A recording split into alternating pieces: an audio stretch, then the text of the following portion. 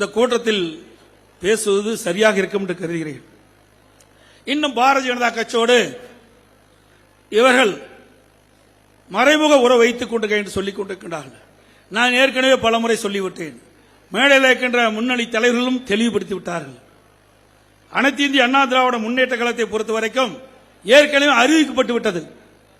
25/9/2023 அன்று அனைத்து இந்திய அண்ணா திராவிட முன்னேற்ற கழகத்துடைய தலைமை கட்சி அலுவலகத்திலே மாவட்ட செயலாளர் கூட்டம், தலைமை கழக நிர்வாகிகள் கூட்டம் கூட்டப்பட்டு அந்த கூட்டத்திலே ஒருமனதாக தீர்மானம் நிறைவேற்றப்பட்டு நாங்கள் அறிவித்தோம். பாரதிய ஜனதா கட்சியோடு அனைத்து இந்திய அண்ணா திராவிட முன்னேற்ற கழகம் கூட்டணியிலே இல்லை. தேசிய ஜனநாயக கூட்டணியில் அதிமுக இல்லை. இது எப்போ 25/9/2023 தலைமை கழகத்திலிருந்து அறிவிக்கப்பட்ட செய்தி.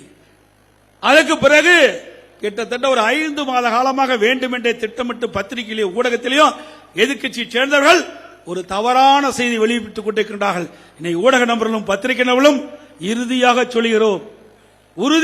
சொல்கிறோம், அனைத்து இந்திய அண்ணா திராவிட முன்னேற்ற கழகம் பாரதிய ஜனதா கூட்டணியில் இல்லை இல்லை இல்லை. இனி எந்த இடத்திலும் இந்த கேள்வி கேட்காதீங்க. ஊடக நபர்களும் பத்திரிகை நபர்களும் இனி இது தொடர்பான எந்த கேள்வியும் எழுப்ப வேண்டாம் என்று அன்போடு உங்களை வேண்டி கேட்டுக்கொள்கின்றேன். அதே நேரத்தில் அனைத்து இந்திய அண்ணா திராவிட முன்னேற்ற கழகம் கூட்டணி அமைக்கவில்லை என்று சொல்கிறார்கள். எந்த நேரத்தில் அமைக்க வேண்டுமோ அந்த நேரத்தில் சரியான நேரத்திலே அமைப்போம். திமுக கூட்டணி பேச்சுவார்த்தை என்று சொல்லீர்கள், எங்கே முடிந்தது? இழுபறியாக இருந்து கொண்டிருக்கின்றது. இழுபறியாக அந்த கூட்டணியில் நிலவிக் கொண்டிருக்கின்றது. இன்றைக்கு 10 நாட்களாக அந்த கூட்டணி பேச்சுவார்த்தை தொடர்ந்து நடைபெற்றுக் கொண்டிருக்கிறது. எங்காவது முடிவுக்கு வந்திருக்குதா? ஏற்கனவே இருக்கின்ற திமுக கூட்டணியில் ஏழைகளுக்கு அங்கம் வைக்கின்ற கட்சிகளுக்கு ஒதுக்கப்பட்ட தொகுதியை கொடுக்க மறுக்கின்ற கட்சி தான் திமுக கட்சி. அதுல அந்த கூட்டணியில் எத்தனை கட்சி இருக்குமோ இல்லையோ என்பது இன்னொரு 10 நாள்ல தெரிஞ்சிடும்.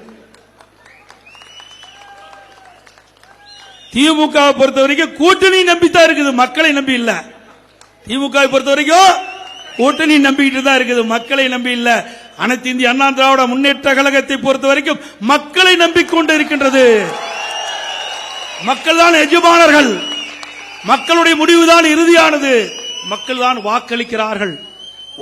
வாக்களிக்கின்ற மக்களைத்தான் நாங்கள் எஜமானர்களாக நாங்கள் எண்ணுகிறோம்.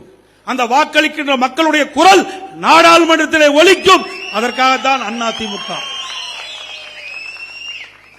இன்றைய தினம் பல ஊடக நண்பர்களும் பத்திரிகை நண்பர்களும் சரி, எனக்கு பல்வேறு விமர்சனங்களும் அந்த ஊடகத்தில் சில வட்ட மாநாடா என்னமோ மேடையில் பேசுவாங்க, 4 பேர் 5 பேருக்கு வந்து விவாத மேடைன்னு ஒன்று வச்சுட்டு பேசுறாங்க. அவ எங்காவது கவுன்சிலுக்கு நின்று இருக்காங்களா? வேற எந்த தேர்தலாவது நின்று இருக்காங்களா? நாங்க அவங்கள குறை சொல்லல, முழுமையா தெரிஞ்சுக்கிட்டு பேசுங்க. நாட்டு மக்களுக்கு தவறான தகவலை கொடுக்க வேண்டாம். யாரையும் நாங்கள் குறைத்து மதிப்பிடவில்லை. நாட்டில் நிலவுகின்ற பிரச்சனை 2 ஆண்டு காலத்தில் மக்கள் படுகிற துன்பங்கள், வேதனைகள், அதை புரிந்து கொண்டிருக்கின்றீர்களா? கடந்த 2011-2020 வரைக்கும் அனைத்து இந்திய அண்ணா திராவிட முன்னேற்ற கழக ஆட்சியில் போடப்பட்ட திட்டங்கள் முடக்கி வைத்திருக்கிறார்கள். அதை பற்றி பேசுகின்றீர்களா? ஒன்றுமே கிடையாது. திமுக ஆட்சியில் நடைபெறுகின்ற சம்பவங்கள் ஒன்றுமே வெளிச்சத்துக்கு வருவதில்லை.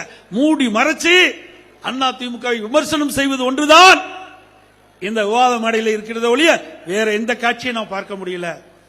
ஆனால் வெளியிலே போய் பாருங்கள், நீங்கள் மக்களை போய் சந்திங்கள், மக்களிடத்திலே என்ன எண்ணம் இருக்கிறது தெரிந்து கொண்டு நீங்கள் விவாத மேடையிலே தெரிந்து பேசுங்கள். அதுதான் எங்களுடைய கோரிக்கை. செய்திகளை உடனுக்குடனும் துல்லியமாகவும் தெரிந்து கொள்ள சப்ஸ்கிரைப் பண்ணுங்க.